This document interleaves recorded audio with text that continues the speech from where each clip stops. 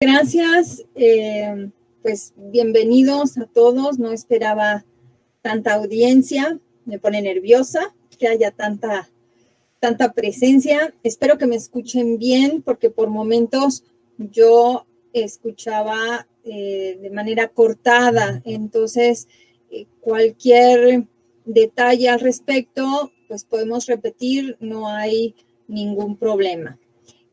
Pues bien, voy a empezar, como me conozco y sé que me puedo perder teniendo una hora para hablar, entonces voy a leer partes del trabajo que les voy a presentar y voy a hacer algunos comentarios también. Más o menos a la mitad de la ponencia o un poquito antes, podemos hacer una pausa para que no se nos junten las preguntas y que esto no sea algo unilateral, sino que tengamos un diálogo. Sería muy agradable poder tener esta forma de diálogo. Entonces, voy a dar inicio. Como bien se mencionó, la ponencia versa sobre el Camino Real de Tierra Adentro. ¿Me disculpas un minutito, América? Claro que sí. Piden si por favor se pueden apagar las cámaras, porque entonces consume menos gigas, se puede ver y escuchar mejor. La tuya no, vos déjala transmitida. Ok, a los participantes, sí. Gracias. No, al contrario. Bueno, comentaba yo, hablamos de los 10 años de la declaratoria del Camino Real de Tierra Adentro. Esto se dice muy fácil, pero ha sido un enorme proyecto, es un enorme proyecto que se lleva a lo largo de varios estados, varias provincias de México. El pasado 1 de agosto se cumplieron 10 años de la declaratoria por parte de UNESCO.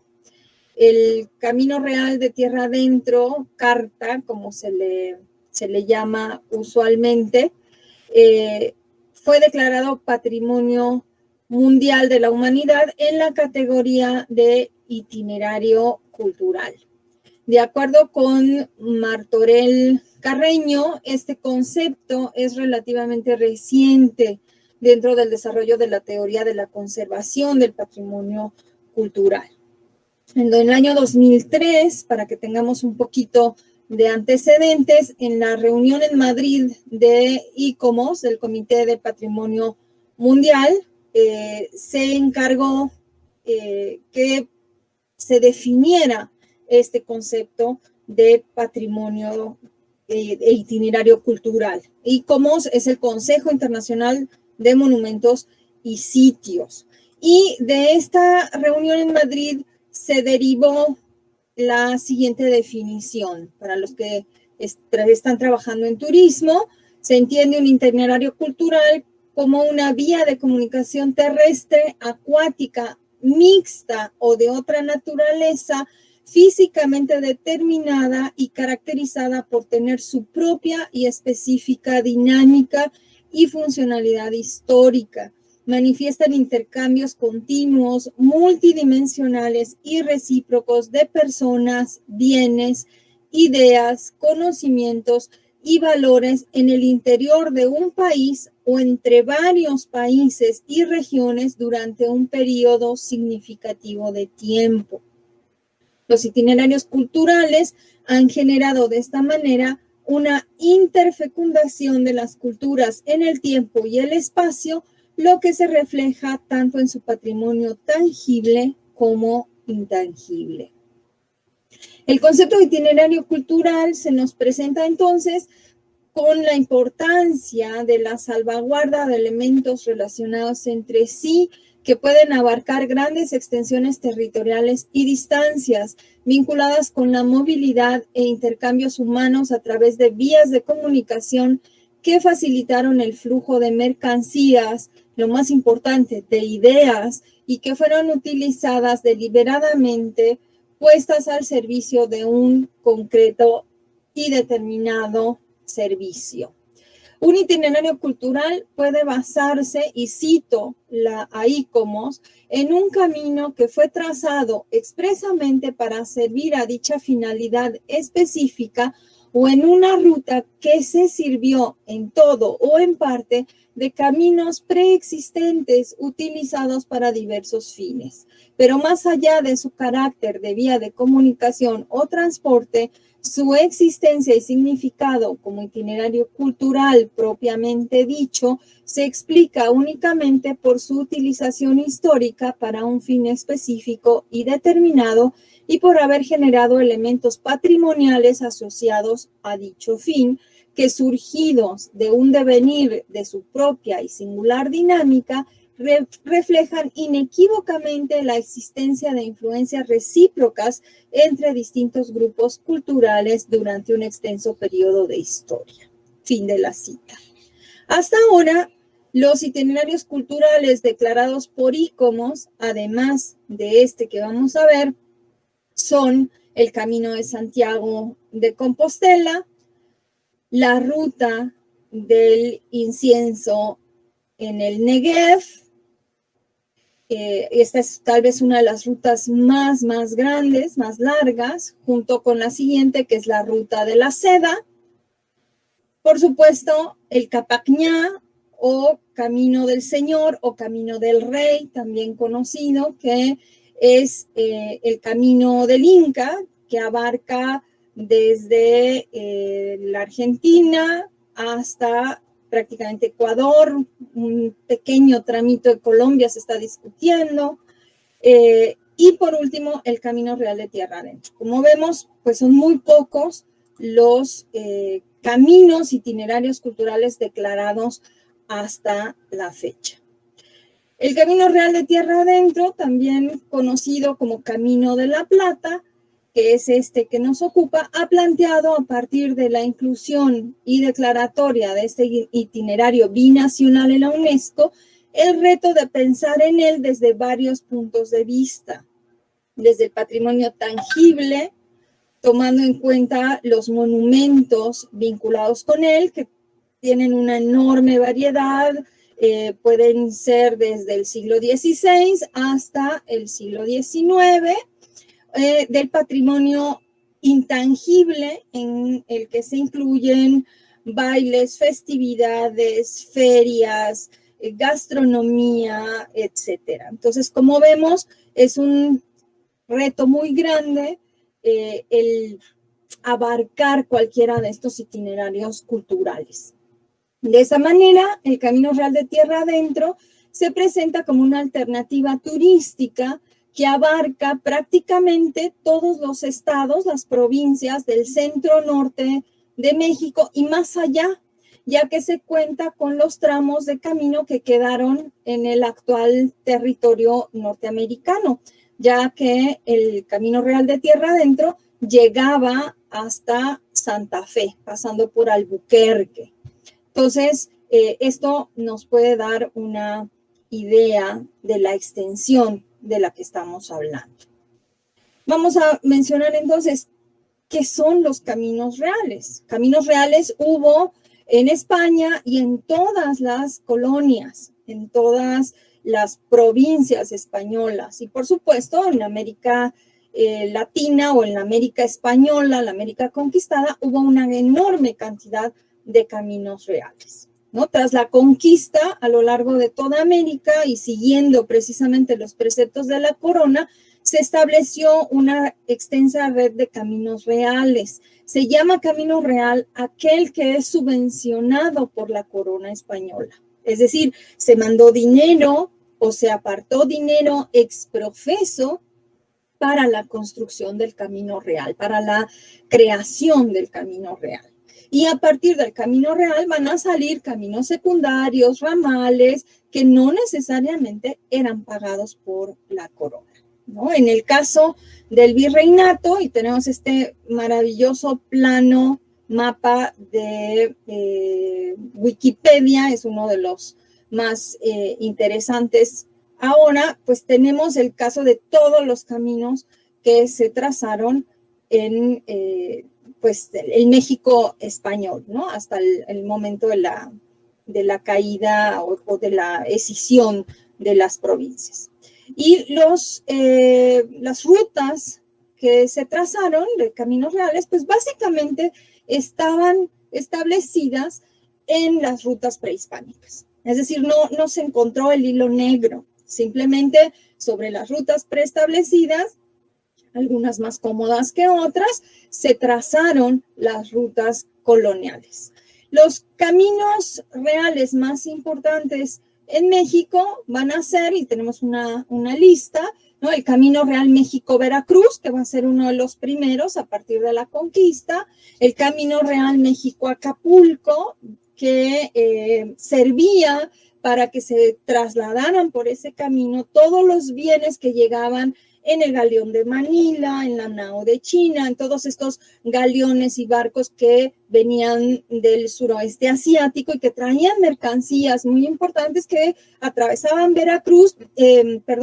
Acapulco. De ahí se iban algunas mercancías hacia el norte por los ramales de los caminos y llegaban a la Ciudad de México para de ahí transportarse a Veracruz y salir hacia España. Entonces va a ser importantísimo este camino, el Camino Real de Tehuantepec, que pasaba por Oaxaca y llegaba al Istmo, que va a ser fundamental porque traía también mercancías de la zona tropical, como cacao, ¿no? Elementos como el añil que venía de Guatemala, ¿no? Todo esto, el Camino Real de Chiapas y Guatemala, el Camino Real de Yucatán, que abarcaba Mérida y San Francisco de Campeche, que van a ser, Campeche va a ser otro de los puntos nodales donde salían embarcaciones hacia España, también cargadas de muchos de los productos. Van a ser importantes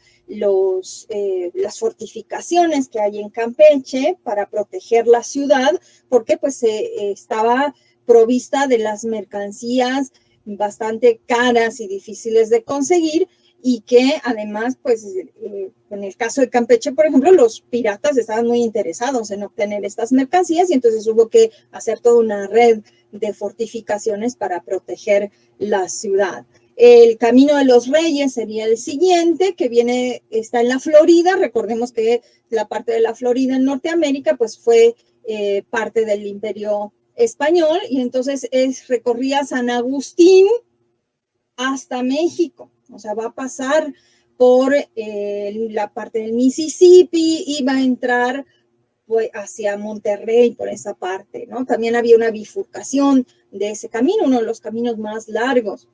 El Camino Real de California, que era la vía de comunicación terrestre con la Alta California y se dividía para la Baja California, ¿no? El Camino Real de los Texas con J, que unía Texas y la Luisiana, ¿no? Para atravesar hacia la Florida también, ese Texas con J, porque se habla de ciertos árboles que se llaman Texas, después cambia a X, pero originalmente es con J. El Camino Real de Tierra Adentro, ¿no? Que es el que nos ocupa, que unía la Ciudad de México con Santa Fe, y para lo que servía fundamentalmente este camino era para el traslado de minerales, de plata, azogue y todos estos a través de los reales de minas del norte. Para que nosotros tengamos una idea de lo que estamos hablando, yo no esperaba que hubiera tantos otros países que nos están escuchando, pero si no hubiera traído más ejemplos. En el caso de la Argentina, los dos caminos reales más importantes, no quiere decir que son los únicos, va a ser el llamado Camino Real de La Plata también, o de Sudamérica, que une a Buenos Aires con el Alto Perú y de ahí hasta Lima, o el Camino Real del Oeste, ¿no? También Buenos Aires, pasando por la región de Cuyo, con Chile, con Santiago, ¿no? Atravesando el Aconcagua. Entonces, para que tengamos una idea de lo que estamos hablando. A mí me gustaría hacer una pausa aquí, ya que tenemos una una idea en panorama de lo que vamos a hablar para saber si tienen preguntas o comentarios hasta aquí en la ponencia, en la plática. Espero que me estén escuchando porque no veo nada. Se te escucha bien. Se escucha bien, América. Preguntas no hay. Yo, buenas noches. Sí, los vamos a ir leyendo, Fernán. Bueno, lo que le pedíamos era que los escribiera. ¿Lo escribiste, Fernán, a la consulta? Hay una de las consultas. Veo, en los caminos mencionados existe algún tramo que visitar. Bueno, de los caminos mencionados, en el caso de México, bueno, el Capac Ñá se puede visitar, ¿no? Es el camino Inca, por supuesto. Una experiencia maravillosa. Hagan el camino Inca, hagan el de los 6 días, ¿no? El recorrido largo. Muéranse de frío, vale la pena. De los caminos en México, una de las problemáticas que tenemos es que así como los conquistadores no inventaron el hilo negro y pusieron los caminos donde había los caminos prehispánicos, lo mismo se hizo en la modernidad y entonces esos caminos prácticamente hoy están asfaltados. La gran mayoría de estos caminos son los caminos que están asfaltados, ¿no? Son por ejemplo, la vieja carretera Cuernavaca o la vieja carretera México-Veracruz, son esos. Entonces, sí se pueden visitar muchas de las poblaciones o de los presidios o fortines o todo esto que se creó a partir del siglo XVI, existen hoy en día, ¿no? Se pueden visitar, por supuesto, con las determinadas características, ¿no? Ahora vamos a hablar un poquito sobre esto que es el Camino Real de Tierra Adentro. Espero haber contestado esa pregunta. No sé si tenemos... Hay otra que pregunta, al utilizar los caminos reales en cuanto al comercio, ¿se realizaba el trueque o el intercambio de productos con las ciudades? No, se usaba monedas, ¿no? El real, ¿no? O el real de 8, o sea, depende de qué tipo de moneda se haya utilizado en el momento. Si el trueque ya lo dejamos para la época prehispánica. Y no vamos a mencionar nada de la época prehispánica, desgraciadamente, ¿no? Esa será otra plática en otro momento, ¿no? Pero no, el trueque lo dejamos básicamente para la época prehispánica. Eso no quiere decir que a lo mejor en alguna población sí se hubiera podido practicar, ¿no? Pero ya para el momento de la conquista, pues tenemos la moneda, ¿no? Teniendo en cuenta además de que, sobre todo en el caso del Camino Real, pues salen la plata a la Casa de Moneda de la Ciudad de México, que va a ser tan importante como la Casa de Moneda de Potosí. No sé si contesté. Bien, otra pregunta. ¿La región de Pachuca y Mineral del Monte en Hidalgo no están consideradas en esta ruta? Sí, parte del Camino Real en la parte central pasa precisamente por Pachuca, por Hidalgo, ¿no? Atraviesa, de hecho, es una de las zonas donde más puentecitos hay, porque la geografía es bastante abrupta, y entonces hay puentecitos del siglo XVI, XVII que forman parte del Camino Real, y están las placas. Uno puede visitarlos y están las placas, en algunos casos. Espero que estén las placas. ¿Y cuántos kilómetros hicieron en esos caminos reales? Entre todos, bueno, el de Camino Real de Tierra Adentro son cerca de 2.600, 2.700 kilómetros. El Capac Ñá son 24.000 kilómetros, ¿no? El Camino de la Seda es mucho más largo. Habría que ver bien los datos. Además, el Camino de la Seda tiene varios ramales, entonces no sabría en este momento exactamente cuántos kilómetros son. El Camino Real de Tierra Adentro son 2.600, 2.700. Ajá. Y ciudades fueron creadas gracias al Camino Real Tierra Adentro. Perdón, no escuché cortado. ¿Qué ciudades fueron creadas gracias al Camino Real de Tierra Adentro? Prácticamente todas, ¿no? A medida que iban descubriendo los reales de minas, se establece el Real de Minas y alrededor del Real de Minas va a surgir la ciudad, ¿no? Desde Querétaro hacia el norte. Ahora lo vamos a mencionar. Y hay en Argentina, de parte del Camino Real al Alto Perú, está aún sin promocionar turísticamente. La Argentina sí. En Argentina, parte del Camino Real al Alto Perú aún está sin promocionar turísticamente. Sí, hasta donde yo sé, no hay un proceso de expediente para la declaratoria del Camino Real al Alto Perú.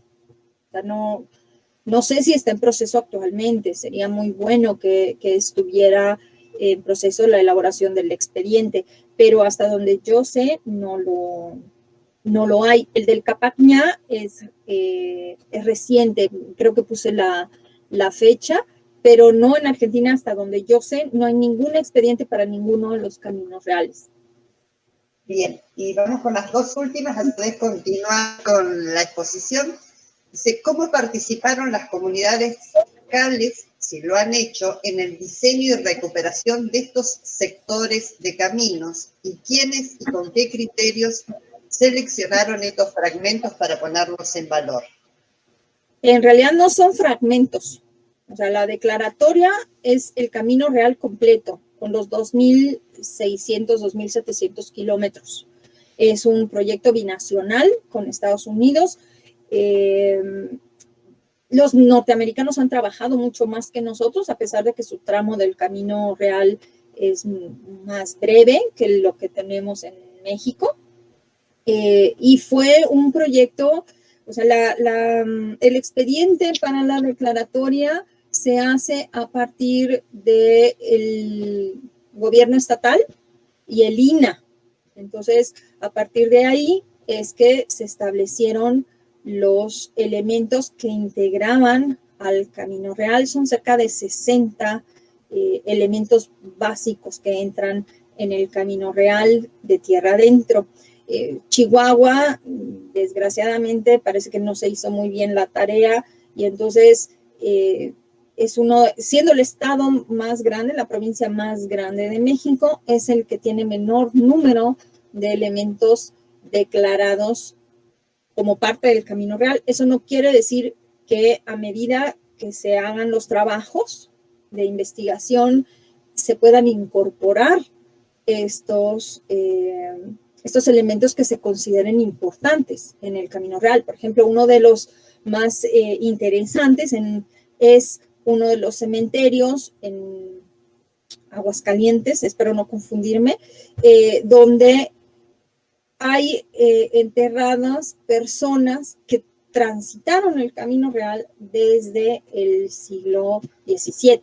Entonces, hay gente de Guatemala, de distintos lugares que por alguna razón pues se quedaron sus cuerpos en este lugar y fueron enterrados ahí. Uno diría un cementerio no tiene que ver con la declaratoria del Camino Real, pero en este caso sí, ¿no? Sí se consideró como tal. ¿Sí? Bien, hay una última pregunta y después aquellos que vayan anotando las vamos a decir al final. Okay. La última es, ¿esto es una propuesta para después de la pandemia? ¿Son rutas que ya están armadas o son propuestas para reactivar el turismo cuando se pueda volver a viajar? No. Nosotros estamos cumpliendo 10 años de que se hizo la declaratoria de Camino Real de Tierra Adentro. Eso lo mencionamos al principio. No es algo que va a suceder, es algo que viene sucediendo, ¿no? Hace mucho tiempo. Bien, América, te dejamos continuar y después volvemos a leer las preguntas al final de... Claro que sí, con muchísimo gusto y espero pues ser clara y no confundir demasiado. Entonces, precisamente vamos a hablar ahora de esto, el Camino Real de Tierra Adentro o Camino de la Plata, o también conocido como Camino de Santa Fe. Comprendía cerca de 2.600, 2.700 kilómetros. Partía de la Ciudad de México y llegaba a lo que hoy es Texas y Nuevo México, en lo que hoy es Estados Unidos, pero que formó parte de México, ¿no?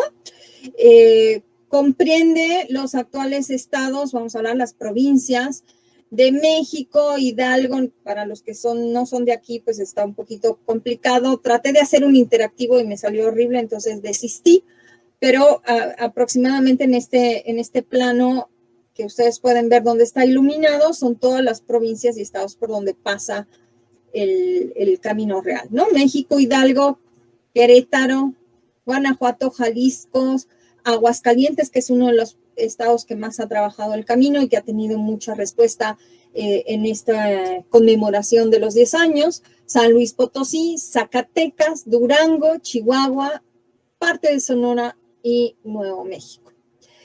Esta ruta estuvo activa entre los siglos XVI y XIX y se utilizaba para transportar, como dijimos, el mineral que se extraía de las minas al principio de Zacatecas, Guanajuato, San Luis Potosí, Hidalgo y posteriormente de la Nueva Vizcaya, que es donde entra precisamente Chihuahua, ¿no? Así como el mercurio que se traía de Europa para elaborar el azogue y poder extraer la plata. Originalmente el camino solo se pensó para el traslado de minerales y demás materiales necesarios para la extracción de los mismos. Sin embargo, fue inevitable la aparición de poblaciones, decíamos, donde se establecían los reales de minas, iba creciendo la población, que se iban estableciendo en los alrededores de los reales de minas, lo que propició la interacción entre los grupos hispanos, mestizos, africanos, por supuesto, que fueron traídos para la explotación de las minas, e indígenas, obviamente, que habitaban estas regiones alejadas del centro de la Nueva España, además de los que fueron introducidos, ¿no? También tenemos hacia el siglo XVIII la presencia de chinos y japoneses, ¿no? Y aquí en esta imagen vemos una sección de la llamada coreografía de las misiones apostólicas, donde se ve la provincia tarahumara y cada uno de los pequeños simbolitos, no sé si los puedas marcar o mostrar, Noemí, cada uno de estos pequeños simbolitos con el círculo y esa especie de L que tiene, es donde se establecía una misión, es donde se encontraba una misión. La mayor parte de estas misiones de la tarahumara van a ser franciscanas y jesuitas, y alrededor de estas misiones van a surgir poblaciones. Ahora, una aclaración que tenemos, que es la siguiente diapositiva, vamos a ver la diferencia, porque sobre todo pensaba yo para los que están en Argentina, pues vamos a pensar misión, como las misiones en misiones, como San Ignacio Miní, y pues no tienen nada que ver este tipo de congregaciones jesuitas de Sudamérica con las misiones que tenemos en el norte. Aquí vemos dos pequeñas misiones, van a ser muy pequeñitas, en Chihuahua, en la Tarahumara, y como verán, nos recuerda un poquito más a estas iglesias de Jujuy, de Salta, ¿no? Estas iglesitas provincianas de la región del Puno. Entonces, ahí vamos a ver el contraste. Cuando nosotros hablamos de una misión, no la pensemos en el Norteamérica como las misiones de este circuito que va de Brasil, misiones en Argentina, Paraguay, hasta la Chiquitanía, ¿no? No se parecen en nada.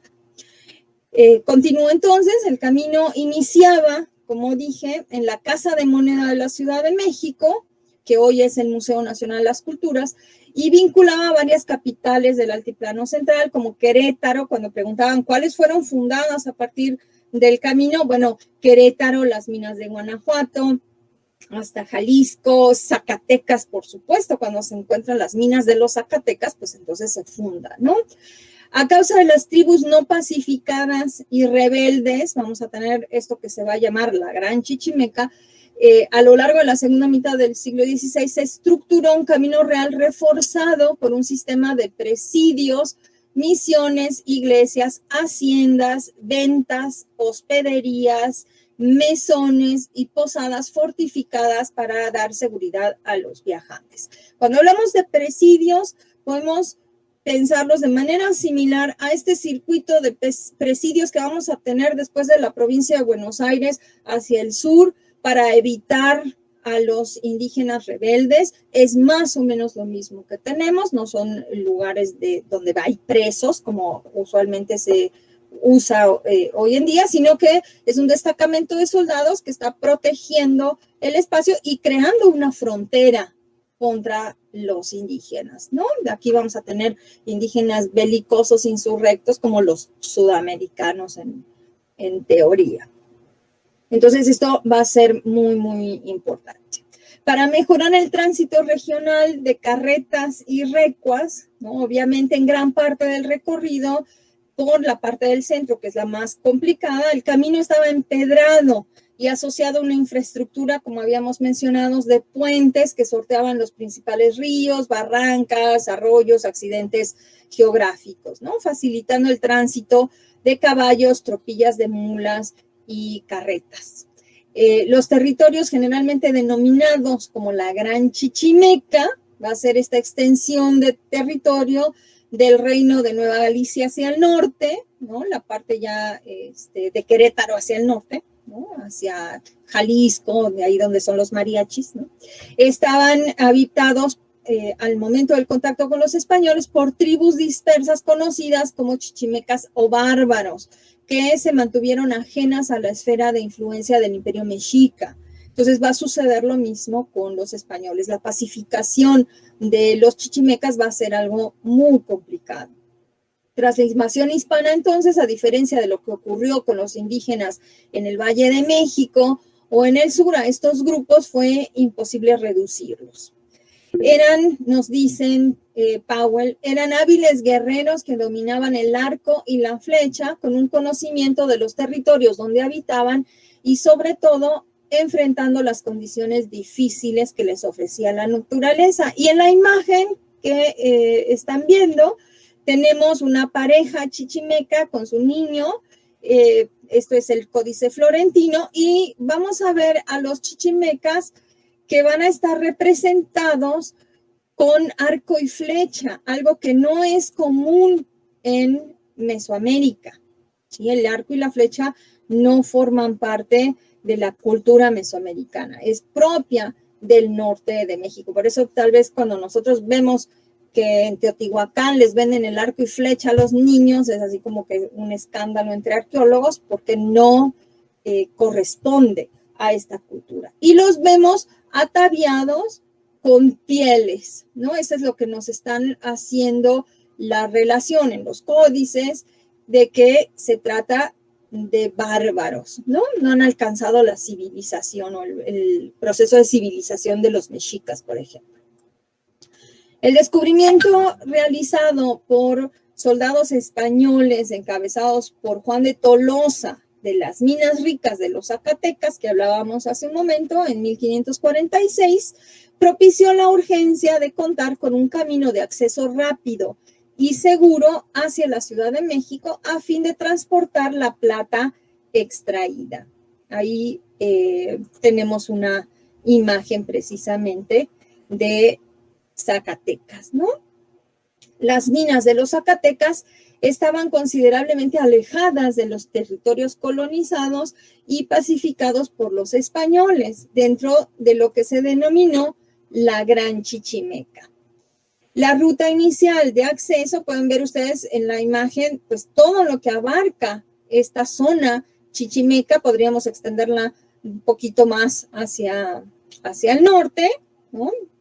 Los estados de Sonora y Chihuahua, que estarían hacia la izquierda, a la izquierda, sí, de ustedes. Entonces, ahí más o menos nos damos una idea de a qué se refiere esto, ¿no? Entonces, la ruta inicial de acceso a la región de las minas zacatecanas se realizaba a través de la Nueva Galicia, transitando desde México por Michoacán hasta Guadalajara, capital del reino, de ahí a Ixtlán, Juchipila y Nochistlán.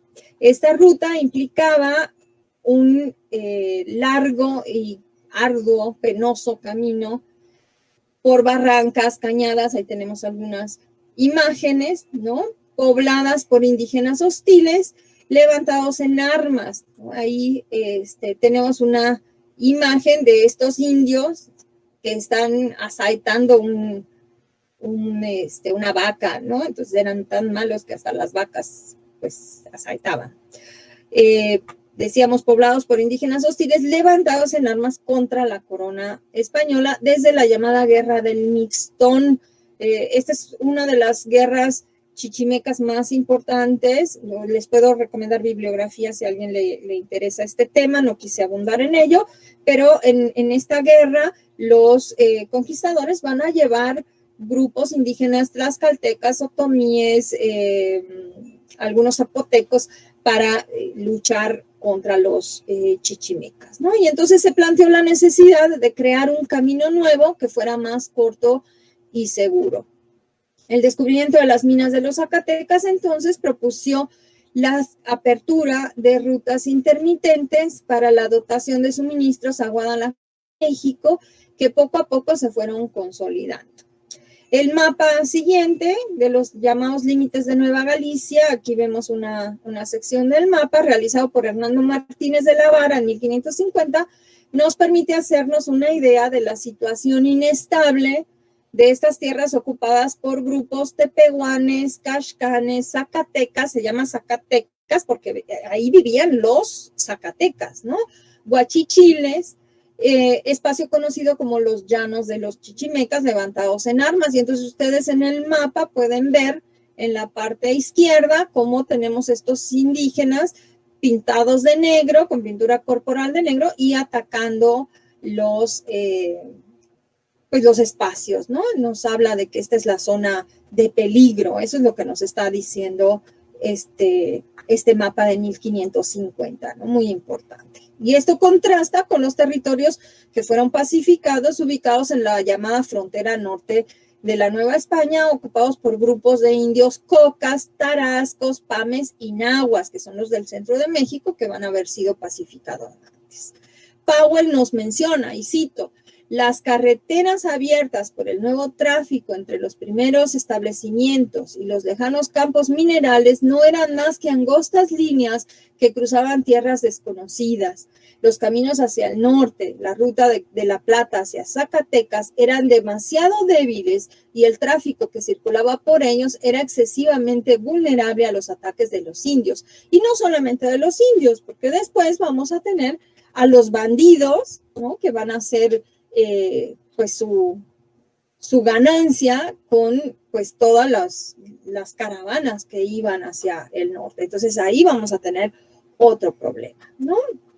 Por esta razón, el virrey Luis de Velasco organizó la defensa de la tierra de la frontera mediante el establecimiento de poblados españoles y poblados de indios llamados aliados o pacificadores. Entonces llevaron grupos mexicanos, grupos de indígenas nahuas del centro de México, de Tlaxcala, otomíes, michoacanos, tonaltecos, y mencioné ya los tlaxcaltecas, ellos pensaban ingenuamente que llevando estos grupos que ya estaban civilizados, pues iban a civilizar a los otros, porque indios son indios, ¿no? Y entre ellos se entienden, cosa que nunca sucedió, por supuesto. Entonces, en ese sentido, pues fue un error. Y es así como nosotros encontramos poblaciones o barrios hoy en día que se encuentran en el norte, ¿no? Como en Nuevo León o en Zacatecas, conocidas como tlaxcaltecas, ¿no? O vemos en las listas parroquiales donde hay bautizos y dicen de madre y padre tlaxcalteca. O sea, estaban viviendo estos grupos ajenos a este espacio en estos lugares, ¿no? También sabemos que llevaron tlaxcaltecas a Filipinas, por ejemplo, también para pacificar gente. Entonces, de esta manera ellos pensaban que se iban a proteger los caminos. Inicialmente sabemos que se trasladaron 400 familias de indígenas tlaxcaltecas hacia el norte y se fundaron poblaciones con la intención de que sirvieran de pacificadores intermediarios, esperando les enseñaran a estos grupos chichimecas indómitos la agricultura mediante el uso de técnicas y herramientas como el arado y el azadón, las cuales los españoles habían proporcionado a los tlaxcaltecas, esperando que de esta manera se volvieran sedentarios, además de que aceptaran la religión católica, adoptaran valores y rasgos culturales que los europeos habían transmitido a los indios aliados y a sus familias. Es importante tener en cuenta que estos grupos indígenas de la Gran Chichimeca no son sedentarios, ¿no? Son grupos nómadas estacionales. Con tal fin, se fundaron en 1555 los poblados, y aquí ahí están los ejemplos de algunos que se fundaron a partir del Camino Real, de San Miguel el Grande, hoy San Miguel Allende, en el centro de México. En 1562 la villa de San Felipe y en 1563 Santa María de los Lagos, donde hoy hay una virgen importante que se va a reverenciar. Todos estos con el objetivo de cumplir como avanzada o villas protectoras del camino. Esta política de poblamiento se reforzó durante el virreinato de Martín Enríquez de Almanza, ¿no? Uno de los virreyes. Complementariamente a la instrumentación del camino de virrey, el virrey entre los años de 1550 y 1564 decidió asumir la estrategia de fundar más pueblos y presidios de avanzada para la defensa de la ruta que recién se estaba implementando para cruzar los territorios arrancados a las tribus chichimecas a fin de penetrar hacia la recién descubierta zona minera. Y entonces tenemos en este mapa excelente, donde vemos el Camino Real, los puntitos azules son ciertas fortificaciones y en rojo vemos precisamente los presidios más importantes que hubo a lo largo del Camino Real, ¿sí? De este camino base, por así llamarlo. Dicho derrotero poco a poco se fue consolidando y ampliando su penetración en los territorios recién pacificados, particularmente entre los siglos XVII y el XVIII. El virrey de Velasco mandó se construyeran una serie de fuertes, baluartes, presidios en puntos estratégicos del Camino Real. Ahora, algo importante que nosotros tenemos que tener en cuenta es que muchas veces se menciona presidio cuando en realidad estamos hablando de un fuerte, ¿no? Y esto lo vemos nosotros en los documentos, ¿no? Generalmente vamos a poder hacer esta diferencia. Y esta diferencia tiene que ver también con las dimensiones del espacio y el tipo de destacamento que había en este lugar. Aunque al igual que sucedía en el Río de la Plata, con los presidios del sur, donde de repente nosotros tenemos un documento que nos dice que no llegó la ropa para los soldados y que llevan 2 años con los mismos harapos, pues lo mismo sucede aquí en el norte, no hay diferencia en ese, ¿no? En este caso, entonces, el contingente de soldados salía del presidio, de la fortificación, y ahí lo vemos en una imagen, para acompañar a los viajeros, para que de esta manera se fueran protegidos por los asaltos de los chichimecas y de los bandoleros. Numerosas recuas de mulas, caravanas de carretas y grupos de cargadores recorrían intensamente la ruta transportando mercancías y objetos desde la Ciudad de México hacia las nuevas poblaciones, consolidando de esta manera toda esta red de caminos, ¿no? Vemos estos 2 códices maravillosos donde pues se ven las recuas de estas carretas, ¿no? Para satisfacer las necesidades de descanso, tras las arduas jornadas del recorrido, que partía, como dijimos, de la Ciudad de México, por ejemplo, hacia Parral, hacia el sur de Chihuahua, se podían llevar 3 a 4 meses en el siglo XVII, aunque tenemos datos de viajeros que tardaron 1 año en llegar a lo largo de este recorrido, ¿no? Y entonces se fueron estableciendo, a medida que cobraban importancia el camino, postas, ¿no? Ahí vemos en la imagen, podemos ver la representación del Camino Real y una posta en donde dice sur, ¿no? Está el Camino Real, este es el Camino Real a Veracruz, donde dice sur, vemos la distribución de una posta con su patio interior para, pues para las bestias, ¿no? Para los animales.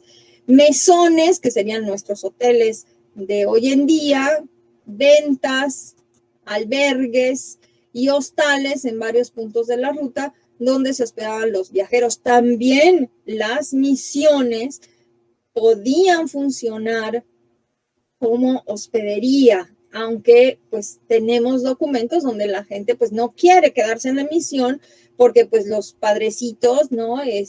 Quieren que a tal hora uno se tenga que acostar, o sea, tienen una regla muy estricta y pues en la hospedería o en la venta eso no sucedía, ¿no? Entonces, pues se van estableciendo todas estas ventas para facilitar el descanso y protegerse entre sí. Y entonces nosotros vemos aquí en la imagen el patio de una venta o albergue, ya la habíamos visto en la anterior, ¿no? Esta es una litografía de época de cómo debió funcionar uno de estos albergues, ¿no? Distribuidas de tramo en tramo, estas hospederías y mesones, ¿no?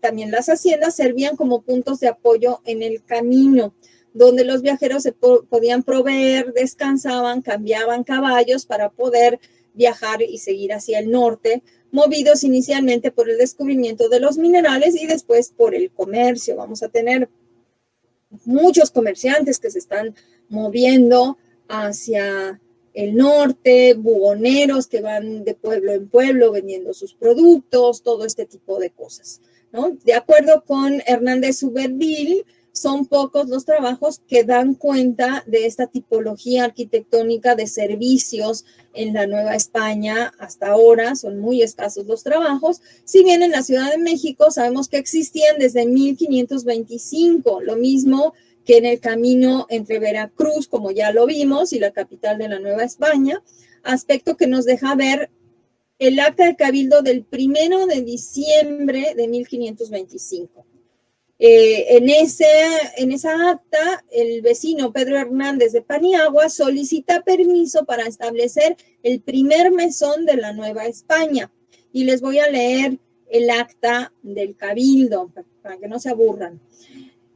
Y dice, este dicho día de pedimento de Pedro Hernández Paniagua, los dichos señores dijeron que hacían e hicieron merced de dar licencia que pueda hacer un mesón en sus casas a donde pueda acoger a los que a él viniere, el les vender pan e vino e carne e todas las cosas necesarias con que guarde e cumpla el arancel que le será dado acerca de los precios que ha de llevar de las dichas cosas que vendiere, ¿no? Esta es la primera licencia de un mesón en la Nueva España. Y nos dice esa misma acta,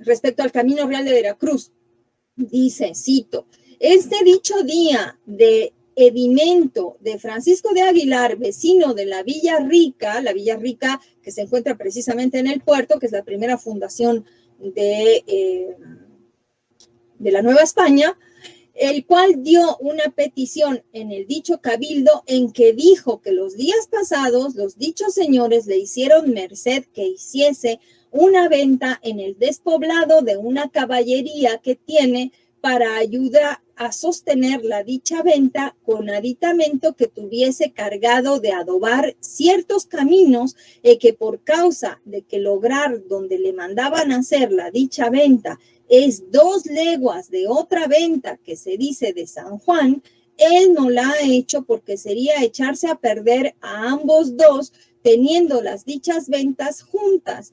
Pidió a sus mercedes que le diesen licencia para que pudiese hacer la dicha venta en la sabana de Chiltepeque y le hiciesen la dicha merced de la dicha caballería de tierra en la misma sabana, y le diesen un término para hacer y poblar la dicha venta, porque los alcaldes de justicia de la Villa Rica le mandan que vaya a hacer su casa. he visto por los dichos señores la dicha petición, habiendo consideración que es noblecimiento de la tierra, bien general de todas las personas que van y vienen a las villas de Medellín y Villarrica, en la que haya donde se alberguen y recojan, dijeron que le daban y dieron la licencia al dicho Francisco de Aguilar. Esto es muy bonito porque nos está hablando precisamente de que existen estas ventas. Ya había una en la Villarrica, en la salida de la Villarrica, y entonces este señor dice, pues no, es que no puedo poner un hotel al lado de otro, entonces necesito que haya una distancia considerable donde todos ganemos dinero, ¿no? A fin de cuentas es lo que nos está diciendo. Aclaro, una caballería es un espacio de terreno para pastura, ¿no? Para que lo tengamos en cuenta, y que le dieran un término es que le dieran un terreno. Eso es lo que nos está diciendo el acta de cabildo.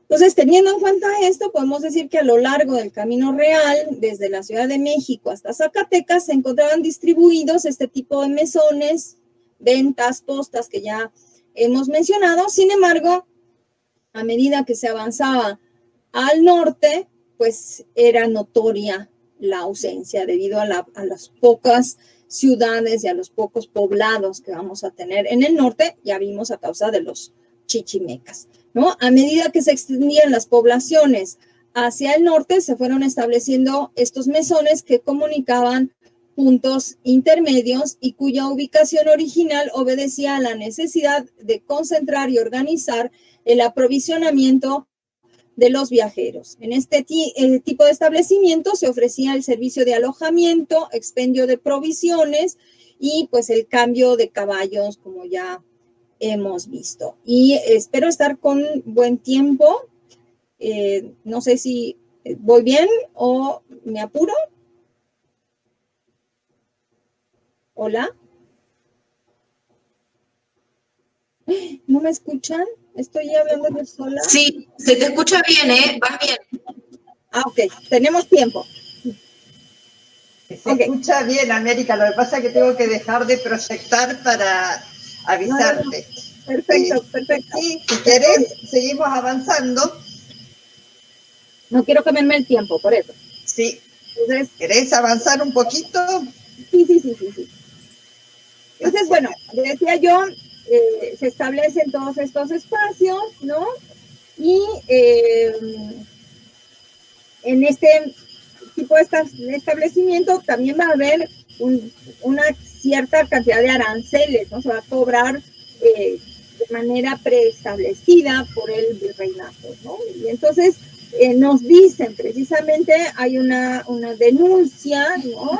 En la cual dice que en los reinos de India quedó plasmada la necesidad de que existieran, donde no los hubiese por ordenanza, el servicio de postas por un precio justo, ¿no? Y entonces se cita la ordenanza del rey que dice que las justicias hagan dar a los caminantes los bastimentos y recaudos necesarios y haya aranceles.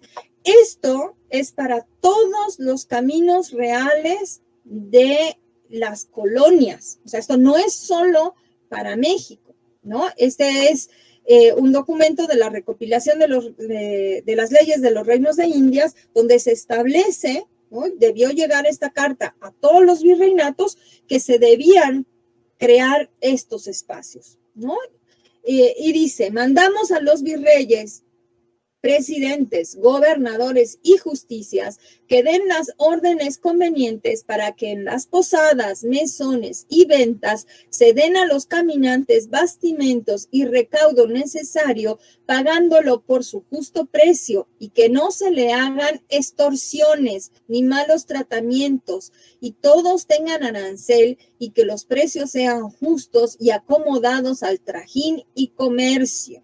Y agrega más adelante que los gobernadores, corregidores y alcaldes mayores visiten los mesones y tambos y provean que los haya en los pueblos de indios y que se les pague el hospedaje. visiten los gobernadores, corregidores y alcaldes mayores los mesones, ventas y tambos que hubiese en los pueblos y caminos, y ordenen que los haya donde fuera necesario, y por lo menos casas de acogimiento para los caminantes, aunque sea en los lugares de indios, y entre ellos, y hagan que se les sea pagado el acogimiento. ¿Por qué aclara esto? Que también en los lugares de indios, porque va a haber pueblos de indios, ¿no? En la Nueva España, y también en los otros virreinatos se van a separar los pueblos de españoles y los pueblos de indios. Pero en el camino va a haber pueblos de indios en los cuales no hay españoles. Y entonces, para pernoctar y para poder cuidarse de los bandidos o de los indios, pues debían tener estos espacios. Y entonces se les aclara que pues sí tienen que establecerse en los pueblos de indios, pero que les tienen que pagar a los indios, que no se pasen de listo. Esto es lo que está diciendo las leyes de Indias, ¿no? Por otro lado, en las poblaciones mayores o ciudades también existían las casas de hospedería, las cuales eran manejadas en su mayoría por religiosos de las órdenes juaninos, hipólitos y betlemitas, lo cual podía garantizar cierta seguridad. Este tipo de estancias tenían una función hospitalaria, brindando alojamiento a los viajeros, de la misma manera de la función hospitalaria que va a haber en el Camino de Santiago a lo largo de la Edad Media, ¿no? No obstante, la conformación arquitectónica de tales establecimientos no cubría las necesidades especializadas de otro tipo de viajeros, ¿no? Como la necesidad de corrales para los animales y espacios para las carretas, por ejemplo, sin mencionar, como habíamos dicho, la libertad que un mesón significaba respecto a la observancia de las reglas de las hospederías de los religiosos. A estos se sumaron los presidios, ¿no? También van a tener esta función de hospedería, ¿no? Aquí vemos la imagen precisamente del presidio de Janos en el norte de Chihuahua. Esta es la forma del presidio, la ubicación del poblado alrededor y bueno, la foto de la actual capilla y una construcción del presidio de Janos, ¿no?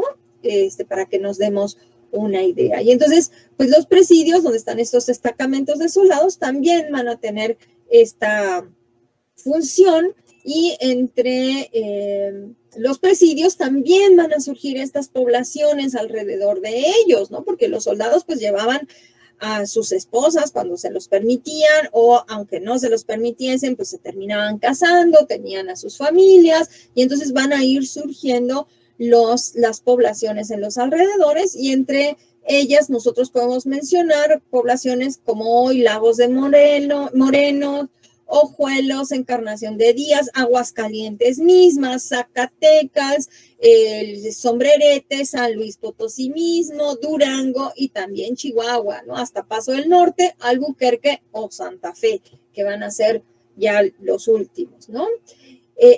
Aquí estamos obviando la zona de los presidios hacia la Florida. ¿Se acuerdan que dijimos que está el Camino Real que cruza hacia la región del Mississippi y hasta la Florida, y también va a haber establecidos presidios en toda esa zona? El constante tránsito de mercancías y viajeros propició un flujo de ideas, costumbres, corrientes estéticas y prácticas sociales que le dieron identidad a los diferentes tramos del Camino Real de Tierra Adentro. Esto va a ser importantísimo. No sé si hasta aquí hacemos una pausa para continuar hablando de cultura material o sigo. ¿Qué prefieren? Si hacemos preguntas o continuamos. Yo te diría, América, digamos y dejamos las preguntas para el último, me parece. Muy bien. Entonces, hablando de cultura material, ya casi terminamos, no se angustien. El desarrollo del camino estuvo vinculado, como dijimos, con el tráfico de bienes que se van a trasladar desde la capital del virreinato hacia distintos puntos, y también van a surgir mercados y ferias intermedias, ¿no? Como la feria de Acapulco, donde se van a ir organizando estas ciudades, ¿no? Los arrieros y comerciantes, ahí tenemos la imagen de un arriero, está repetida, pero no importa, está muy bonita. Los arrieros y comerciantes ambulantes o viandantes, como los llamaban, viajaban con sus mulas o sus bueyes, se van a mover mucho más fácilmente las mulas, hasta lugares lejanos para vender las mercancías, ya fueran encargadas o que formaban parte del cargamento normal, común que llevaba esta persona, ¿no? Los habitantes de los distintos poblados que se iban estableciendo alrededor de los reales de minas, presidios y misiones, dependían de los productos que se enviaban desde la metrópoli o desde el centro. Y ahí tenemos una imagen, podemos ver en la fotografía, ya es una fotografía del siglo XIX, un almacén típico en el norte, ¿no? Donde vemos los productos. ¿Cuáles son los productos que se trasladan? Pues ropa, telas de algodón que vienen de Puebla, de Tlaxcala, lanas de Puebla y de Querétaro, productos europeos y asiáticos como porcelana china, hierro, acero, mercurio, por supuesto, para las minas, libros que van a pasar de dos formas, libros permitidos, libros censurados, ¿no? Vamos a tener este tipo de elementos relacionados con ellos también como papel, plumas para escribir, tinteros de estaño, tinteros de porcelana, lápices, grafitos, navajas, papel común de colores, todo esto, ¿no? Que uno a veces obvia, ¿no? ¿Qué son las cosas? Chocolate desde el Istmo de Tehuantepec, qué sé yo, todas estas cosas, ¿no? Y una cantidad de objetos cotidianos. En el caso específico de las misiones establecidas entre Chihuahua y Texas, dependían de los envíos que se realizaban desde el centro, al igual que los presidios, como ya dijimos, igual que en Sudamérica. Aquí estamos viendo Nuestra Señora de Guadalupe, ¿no? En lo que es Paso del Norte, hoy Ciudad Juárez. Es una foto antigua de la misión de Nuestra Señora de Guadalupe, ¿no?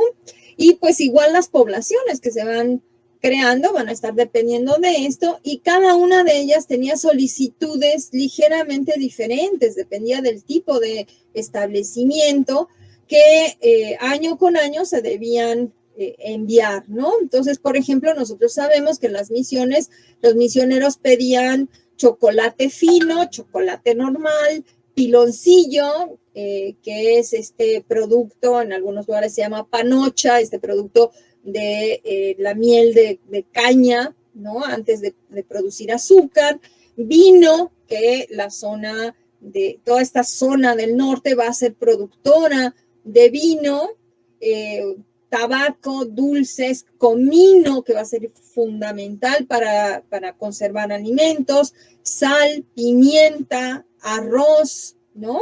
Y entonces tenemos que Fox y Ulrich nos dicen: los misioneros solicitaban bienes para los nativos que incluían chocolate ordinario, cuentas para el intercambio, collares, pendientes, rosarios, telas, cintas de seda, tabaco, piloncillos, sombreros, enaguas y pinceles. Y esto es importantísimo porque estos pinceles son para pintar las misiones, ¿no? Las caravanas también traían comales, especie de plato de barro donde se colocaban las tortillas. Todavía hay algunos lugares en México donde hay tradición de elaborar este tipo de comales. Si necesitan bibliografía, con gusto.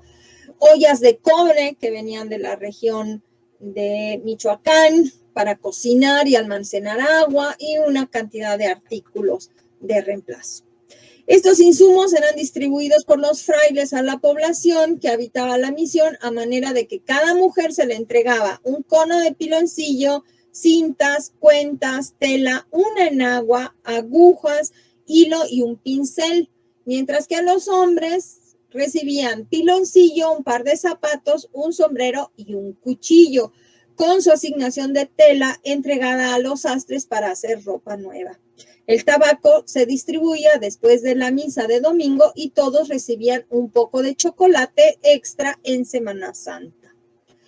Fournier y Zavala nos dicen, a partir de un estudio somero de un inventario de avalúos en Parral, a partir de la muerte de un residente del asentamiento que data del siglo XVIII, inicios del XIX, y dan una relación de materiales arqueológicos encontrados en diversas excavaciones y hacen una cuestión de este trabajo. Desgraciadamente, en el caso de arqueología histórica y el Camino Real en Chihuahua, los trabajos son muy escasos. Está este trabajo de Fournier y Zavala, ¿no? Que pues mencionan que hay una cantidad de textiles, ropajes, elementos que pues rara vez podemos encontrar nosotros en el registro arqueológico, pero vienen en algunos documentos, ¿no? Nos dice entonces que se encontraban vajilla, objetos de plata que van a ser abundantes, pero pues obviamente van a ser abundantes para la gente pudiente del lugar, ¿no? Piezas finas de porcelana como platones, las llamadas de media china azul, que son los que estamos viendo, o china entera superior, cerámica mayólica, característica o de España o de la zona poblana, ¿no? Jarros de Guadalajara, loza bruñida de Tonalá y las llamadas botijas andaluzas, ¿no? Que se encuentran a lo largo de todo el continente, en las que se traía vino de España, vinagre, aceite de oliva, aceitunas y algún tipo de conservas o escabeches. También se registra la existencia de objetos de latón y cobre para la cocina y la llamada loza de la tierra, que pues es la loza local, la cerámica local que se hace sin vidriar y que es obra de manos indígenas o mestizas. La evidencia que proporciona el registro arqueológico, por escasa que sea, brinda valiosa información del tipo de objetos que van a ser adquiridos por los grupos de distintas extracciones sociales, ¿no? Ya hemos visto, destacan todas estas losas. Otro de los trabajos relacionados con el área del Camino Real ha sido el proyecto de arqueología histórica de Valle de Allende. Precisamente ahora, esta semana, tuvimos un seminario sobre Valle de Allende, que es la población entera, forma parte de la declaratoria del Camino Real de Tierra Adentro. Es un pequeño pueblito que se quedó atrapado en el siglo XVII, ¿no? Básicamente.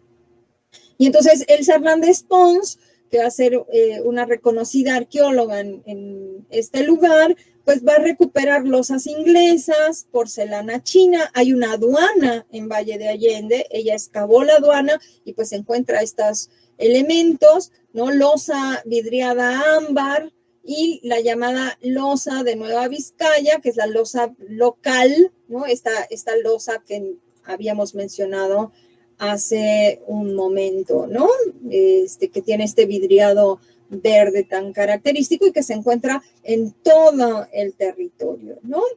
Este último tipo, entonces, de acuerdo con Fournier, nos dice, ella le da una denominación verde presidio, es como ya muy característico, ¿no?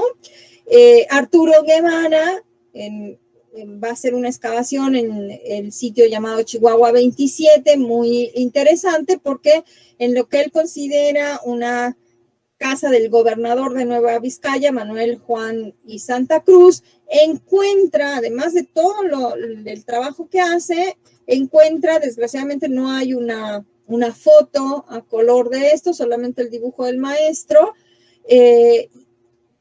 este trozo de cerámica mayólica lasqueado a manera de raedera, y esto nos habla del reuso que van a hacer los indígenas de estos elementos. Lo mismo sucede con los vidrios. Nosotros vamos a encontrar puntas de proyectil, puntas de flecha que van a ser lasqueadas con vidrios, ¿no? Y entonces ahí lo que estamos viendo es esta aculturación que va a existir a partir de la presencia hispana.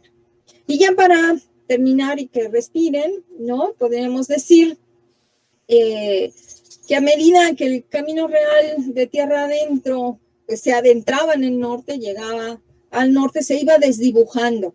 O sea, esta ruta que nosotros pensamos cuando hablamos de camino, como vimos los empedrados, los puentecitos, va a ir desapareciendo, ¿no? Se va a presentar una infraestructura ausente, podríamos decir. O sea, lo que vamos a tener hacia el norte, y estamos en el medio del desierto, hoy no lo parece, pero así es, pues simplemente un camino de terracería, de rodada, ¿no? Donde uno podía divisarlo o no, dependiendo del clima, se pierde. Sin embargo, como hemos visto, el desarrollo del camino va a involucrar una cantidad de instalaciones que beneficiaban a los viajeros, a los comerciantes, pero sobre todo a la corona, a mover a través de esta red de vías el mineral que se destinaba a la Casa de Moneda y después a la metrópoli, hacia España, ¿no? A lo largo del tiempo, el Camino Real y sus ramales se fueron consolidando, dando lugar a caminos permanentes y bien establecidos por los que circularon, como hemos visto, elementos culturales, religiosos, y se fusionaron la cultura hispánica con las indígenas locales, con la africana, con la oriental, que se mantuvo aquí, permitiendo este establecimiento de presidios, misiones, ventas, todo lo que hemos hablado. En el siglo XIX se establece la red ferroviaria más larga del país, cuyo eje fue precisamente el Camino Real de tierra adentro. O sea, donde estaba el camino, ahí se establecen las vías del ferrocarril. Para alguien que me preguntaba si funcionaba, ¿no?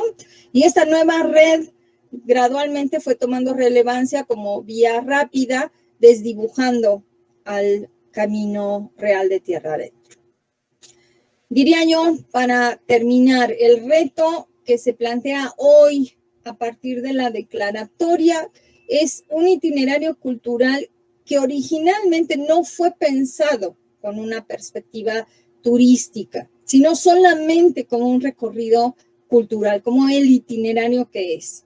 Sin embargo, a lo largo del camino nosotros podemos encontrar un sinnúmero de elementos que se pueden aprovechar desde el enfoque turístico, que van, como dijimos, desde la cultura material del siglo XVI hasta las construcciones del siglo XIX, pasando por la infraestructura del ferrocarril, por las enormes mineras que se establecieron en toda esta región, y además de la cultura inmaterial que hemos hablado, como las ferias, que van a ser tan importantes como la Feria de San Juan de los Lagos, como la Feria de San Marcos en Aguascalientes, con variedad de espacios de relación, de intercambio y festividades, tradiciones que se van a establecer desde lo religioso, ¿no? La presencia de Cristos milagrosos o vírgenes milagrosas, hasta la gastronomía. Una gastronomía que en el norte es totalmente diferente a lo que nosotros encontramos en el centro de México. Y con esto termino para que podamos pues, darnos un ratito para conversar. Bueno, gracias, América. Y te voy a ir leyendo algunas preguntas y solicitudes.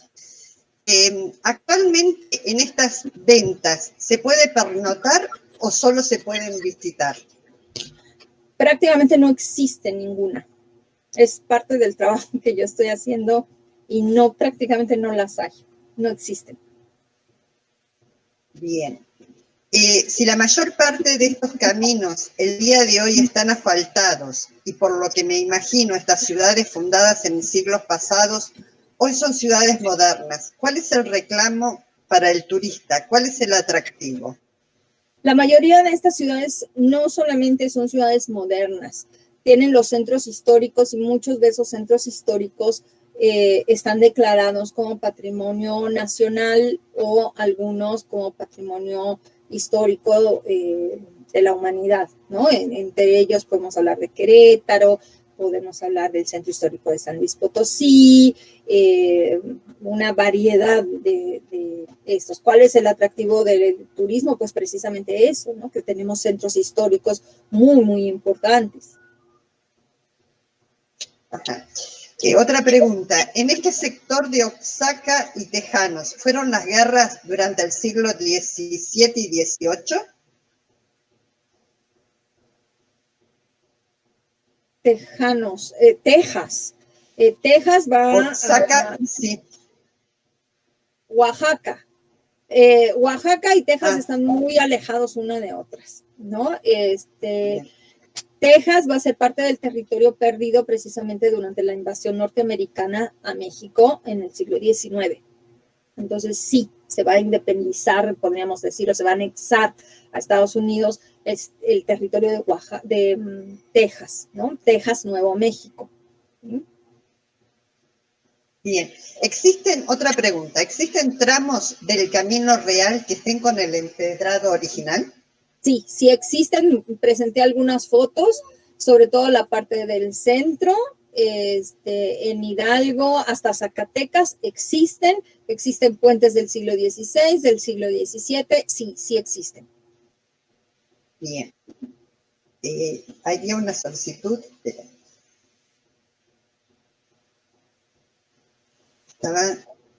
¿Por qué el camino es administrado por parques nacionales y no por el INAH? No, el camino no es administrado por parques nacionales.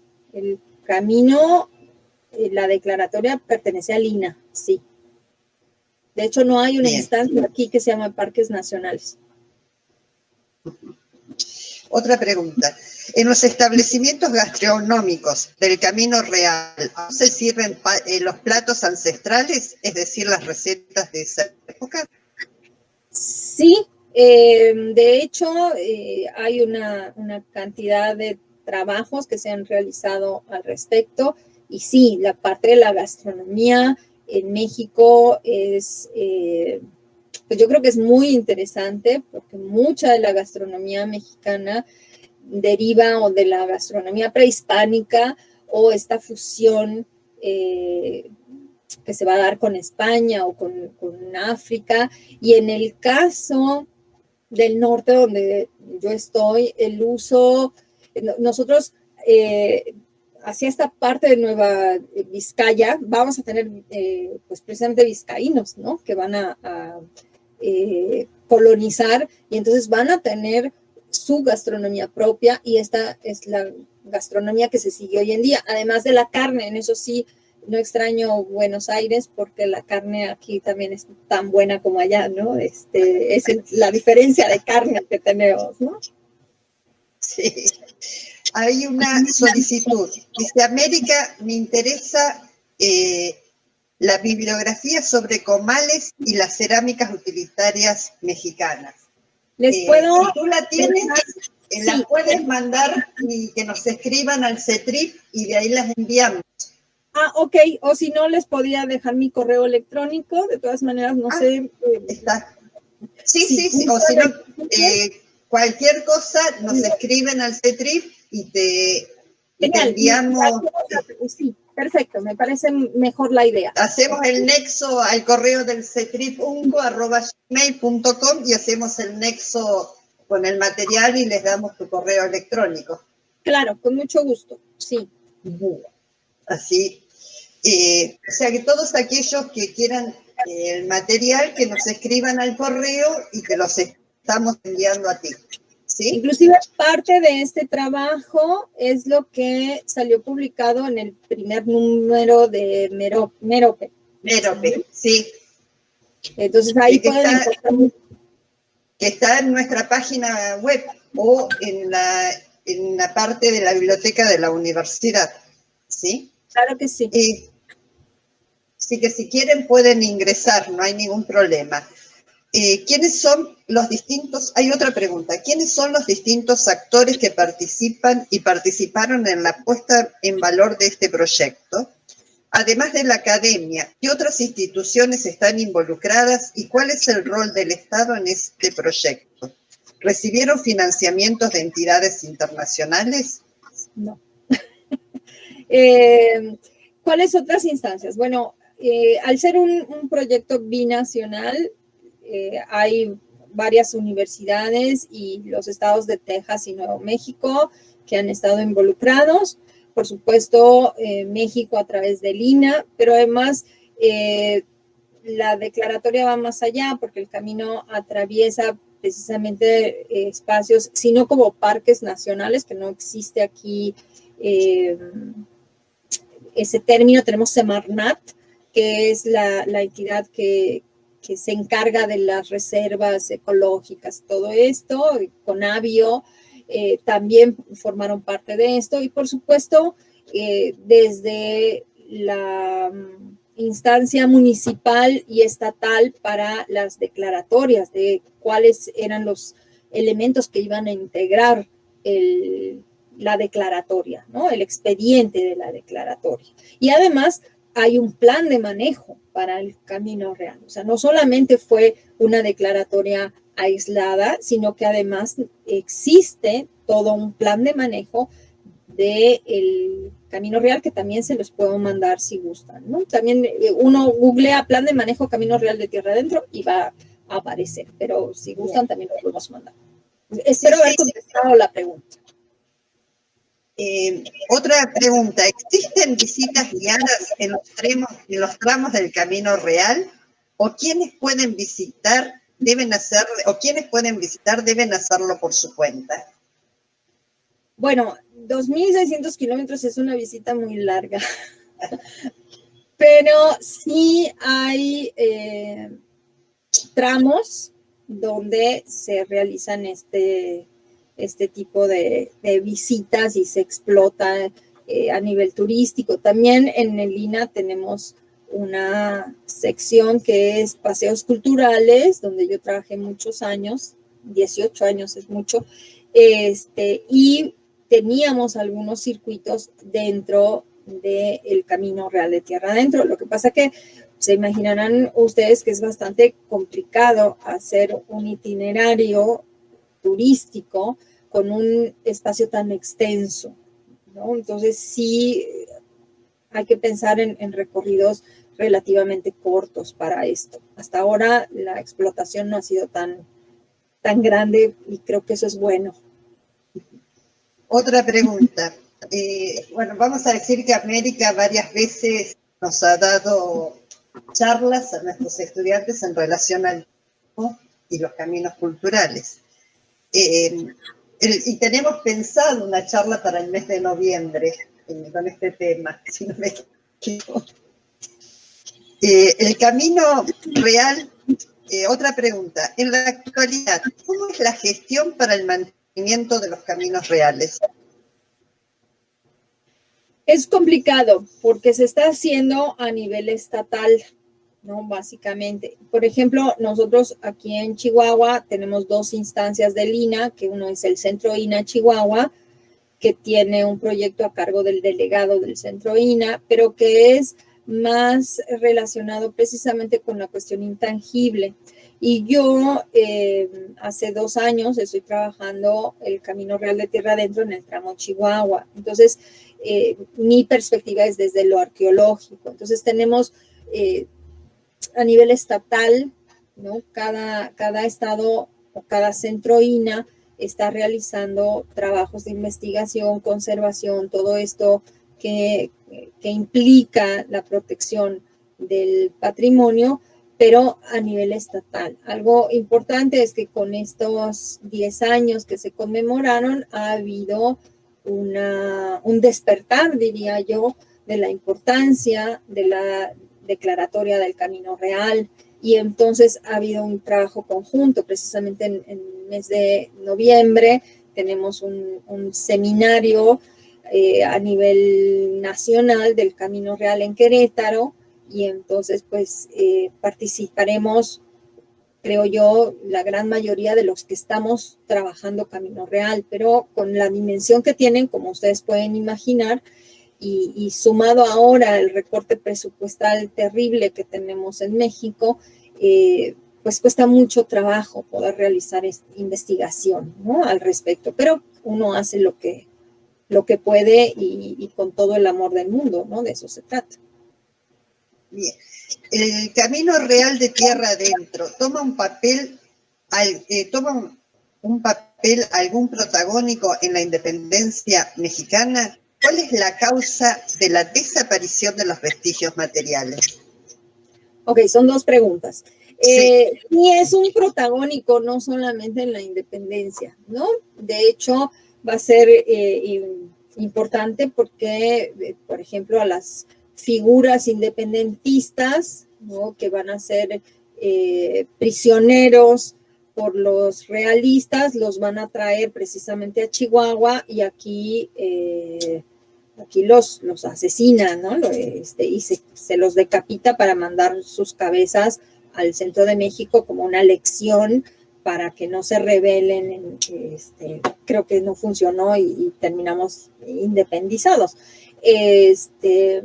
Va a ser el camino que va a tomar el presidente Juárez cuando el imperio de Maximiliano, y también va a terminar llegando a Chihuahua, y a través de Chihuahua y Paso del Norte, pues se van a traer armamentos para poder luchar contra la invasión imperial. Sí tiene un protagónico, tal vez muy tímido, ¿no? Tal vez habría que darle como más glamour a todo esto que va a ser eje del Camino Real, ¿no? O que el Camino Real va a ser el eje de muchas de las cuestiones históricas que van a ocurrir en México. Y no solamente hacia el norte, el Camino Real hacia Guatemala también, ¿no? Más hacia el sur. Y la otra pregunta era, ya la olvidé.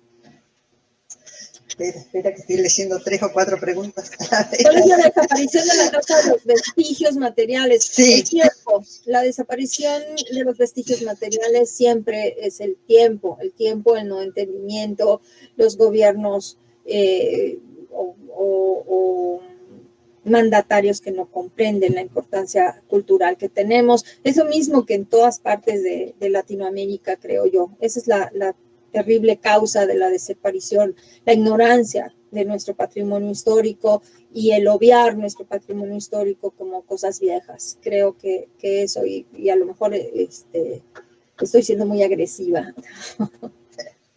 Y hay una pregunta que dice, ¿no existen los parques nacionales en México? ¿Cómo se protegen y conservan el patrimonio natural y cultural? Lo mencioné, o sea, la instancia no se llama parques naturales, ¿no? Sí, tenemos, y de hecho en Latinoamérica las primeras declaratorias de áreas naturales protegidas son de México, precisamente.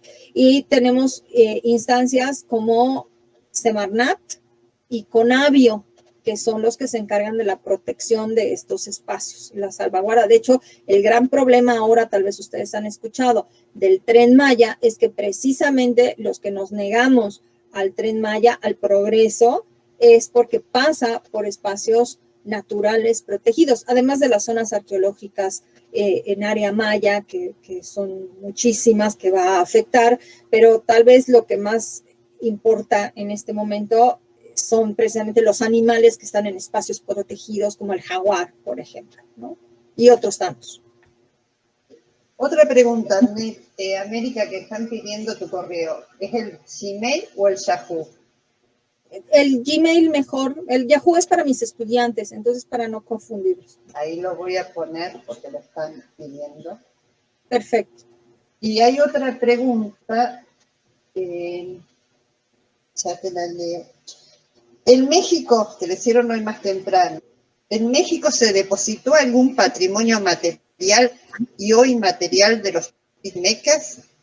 ¿De los? Chichimecas. Sí, mucho. Lo que pasa que los sitios arqueológicos de estos grupos nómadas, o sea, Chichimecas es una bolsa de gatos, o sea, ahí entran una cantidad de etnias y grupos culturales diferentes. Entonces, hacia el norte tenemos muchísimos vestigios, solamente que no son grandes pirámides, ¿no? Estamos hablando de grupos que dijimos, ese es mi bebé, que son grupos recolectores, cazadores, y entonces tienen otro tipo de manifestaciones culturales. Bien, no sé si hay más preguntas. A ver, me estaba mirando.